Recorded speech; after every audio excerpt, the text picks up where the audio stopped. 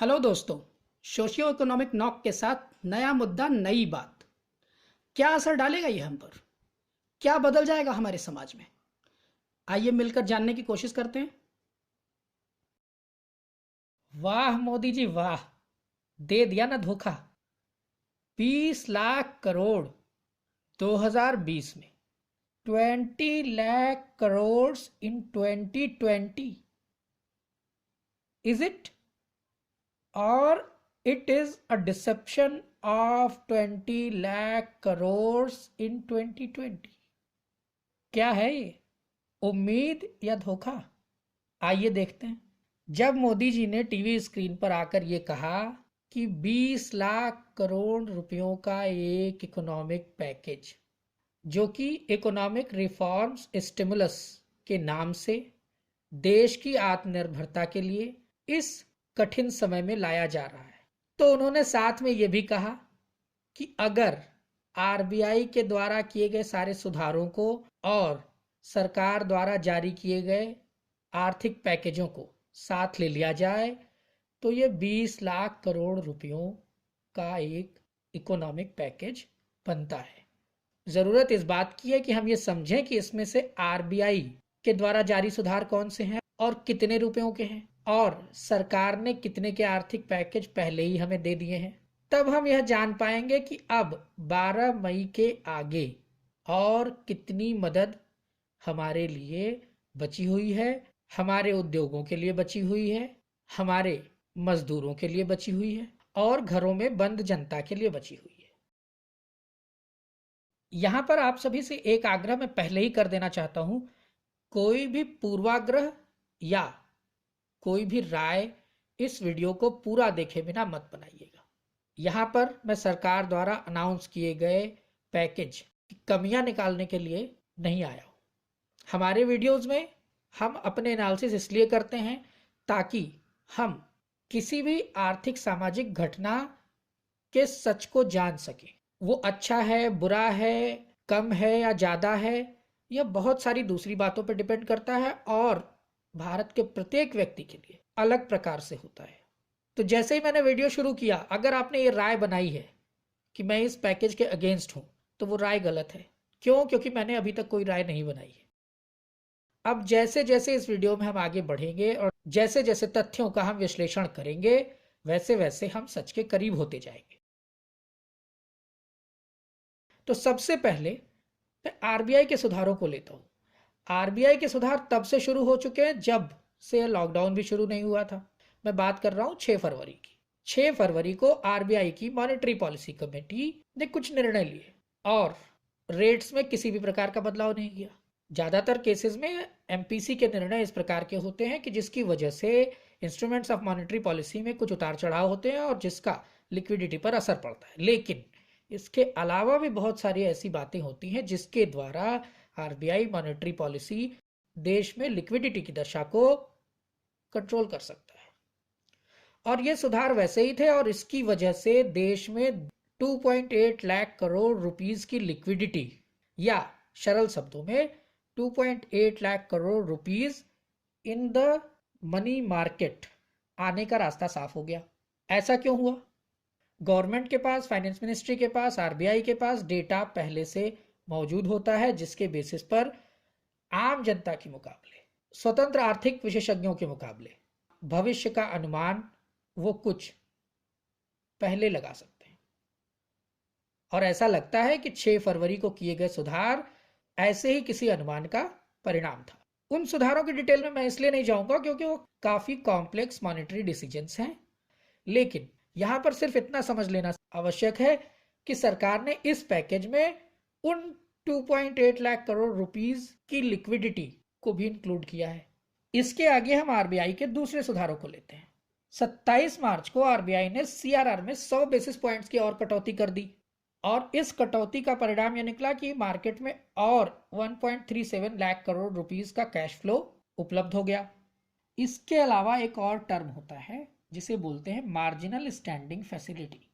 Marginal standing facility के बारे में सीधी बात आप ये समझ लीजिए कि किसी हारे गाढ़े वक्त में बैंक आरबीआई से एक्स्ट्रा मनी बोरो कर सकते हैं लॉन्ग टर्म के लिए। इससे ज़्यादा इस विषय पर इस वीडियो में बोलना समय की बर्बादी होगा। तो मार्जिनल स्टैंडिंग फैसिलिटी को 2% से बढ़ाकर 3% कर दिया गया। असर इसका ये पड़ेगा कि बैंक्स के पास और कैश फ्लो उपलब्ध हो गया, जिसे कि वो लोन के रूप में या मार्केट में इन्वेस्टमेंट के रूप में इस्तेमाल कर सकते हैं। और अगेन 1.37 लाख करोड़ रुपयों के कैश फ्लो का रास्ता साफ हो गया। और इसी के साथ आरबीआई ने 1 लाख करोड़ रुपयों के TLTRO, targeted long term repo operations, नाम ही काफ़ी है ये बताने के लिए। काफ़ी कॉम्प्लेक्स इकोनॉमिक टर्मिनोलॉजी है, जी हाँ ये है। मगर इस वीडियो को आगे बढ़ाने के लिए यहाँ फिलहाल इतना समझ लीजिए कि इमरजेंसी के वक्त में बैंक आरबीआई से लॉन्ग टर्म के लिए एक्स्ट्रा मनी बोरो कर सकते हैं। लेकिन जैसा कि इस टर्मिनोलॉजी के फर्स्ट वर्ड से पता चलता है, टारगेटेड, इसका मतलब है कि उद्देश्य परक वजहों से ही ये लिया जा सकता है और उन्हीं उद्देश्यों के लिए खर्च किया जा सकता है, उद्देश्य चाहे जो भी रहे हो। मगर कुल मिलाकर ये नकदी भी मार्केट में आएगी और लिक्विडिटी का पार्ट बनेगी। ये मदद भी 20 लाख करोड़ रुपयों के पैकेज का पार्ट बन गई। इसके आगे मेरे पिछले वीडियो जो कि लॉकडाउन 2.0 के दौरान मैंने बनाया था, लेकिन 17 अप्रैल से पहले तक की घटनाओं को इंक्लूड किया था उसमें एक घटना 17 अप्रैल को और जुड़ गई आरबीआई की तरफ से। आरबीआई ने छोटे और मध्यम उद्योगों के लिए 50,000 करोड़ रुपयों के और TLTRO की घोषणा कर दी। और साथ ही देश के दूसरे महत्वपूर्ण बैंकों, जिसमें सिडबी आता है, नाबार्ड आता है, NHB आता है इत्यादि के लिए 50,000 करोड़ के TLTRO की और घोषणा कर दी। और इस प्रकार से 1 लाख करोड़ रुपयों की नकदी का रास्ता और साफ हो गया, जो कि मार्केट में आ सकते हैं और लिक्विडिटी का पार्ट बन सकते हैं। लिक्विडिटी का मतलब वो कैश मनी जो अब जनता के पास किसी प्रकार से उपलब्ध हो जाएगी खर्च होने के लिए, इकोनॉमी में रोल होने के। और एक घटना और घटित हुई, और ये घटना सरकार के विरोधियों को पूरी तरह से ये मौका देती है कि इस 20 लाख करोड़ रुपयों के पैकेज को पूरा का पूरा धोखा साबित कर दिया जाए। इसमें 27 अप्रैल को आरबीआई ने म्यूचुअल फंड्स को बचाने के लिए 50,000 करोड़ रुपयों का TLTRO और जारी कर दिया, जिससे कि म्यूचुअल फंड वहां से लोन ले सकें और अपने आप को बचा सकें।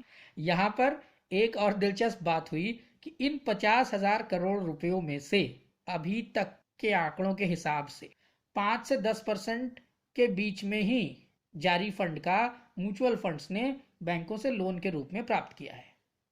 मतलब ये लिक्विडिटी के नाम पर मार्केट में मनी अलाउ तो कर दी जा रही है, लेकिन उसके लाभार्थी उसको लोन के रूप में लेने में कितना इंटरेस्टेड हैं, ये कैच पॉइंट है। इन सारी बातों के अलावा उस आशाजनक पैकेज को याद कीजिए जो सरकार ने 1.7 लाख करोड़ रुपयों का आर्थिक पैकेज कहकर अनाउंस किया था। जी हाँ, उसमें से बहुत सारी मदद जनता तक पहुंच चुकी है और 20 लाख करोड़ रुपयों के पैकेज का पार्ट है। तो जो मैंने अभी तक आपको हिसाब बताया, जो कि अब आप स्क्रीन पर देख पा रहे हैं, 9.74 लाख करोड़, 9.74 लाख करोड़ की मदद ऑलरेडी गवर्नमेंट की तरफ से जारी हो चुकी है। तो कुल मिला के रह गया 10.26 lakh crore out of this 20 lakh crore rupees reform stimulus package. तो यहां पर यह आशंका जरूर खड़ी हो जाती है कि अब इन बचे हुए 10.26 लाख करोड़ रुपयों में से कितना सच है और कितना धोखा। मगर ऐसे या वैसे या जैसे भी, लॉकडाउन के प्रथम चरण में, द्वितीय चरण में, तृतीय चरण में या अब कभी भी अगर कोई मदद आई तो गवर्नमेंट की तरफ से ही तो आई है। तो ये सीधे सीधे कह देना कि ये पैकेज पूरा धोखा है, ये गलत है।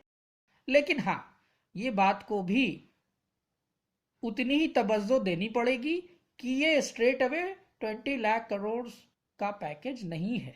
इसकी एक्चुअल वैल्यू उससे कुछ कम आएगी, जिसका कि विश्लेषण मैं अभी 1-2 दिन के और इंतजार के बाद करूंगा। डिटेल्स मैंने आपको बता दी।